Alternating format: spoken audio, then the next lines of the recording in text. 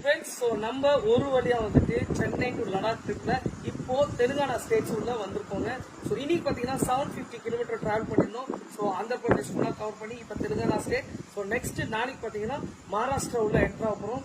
So ரொம்ப சூப்பராக இருந்தது இன்னைக்கு ரைட் சொல்ல போனால். அண்ட் ஆக்சுவலாக இங்கே தெலுங்கானா அண்ட் ஆந்திர பிரதேசில் நாளைக்கு எம்பி அண்ட் எலெக்ஷன் நடக்கிறதுனால பயங்கர பரவல் இருக்குங்க. ஸோ ஒரு 10 மணிக்கு கரெக்டாக இப்போ 10 மணிக்கு எல்லாமே வந்துட்டு கடையை க்ளோஸ் பண்ணுங்கன்னு சொல்லிட்டாங்க. நம்மளும் பார்த்தீங்கன்னா நல்ல ஒரு பெட்ரோல் பங்க்ல பர்மிஷன் கேட்டிருக்கோம், கொடுத்துருக்காங்க. ஸ்டே பண்றோம், போன்ஸ் எல்லாமே சார்ஜ் பண்ணியாச்சு, வண்டி நம்ம பக்கத்துல இருக்கு.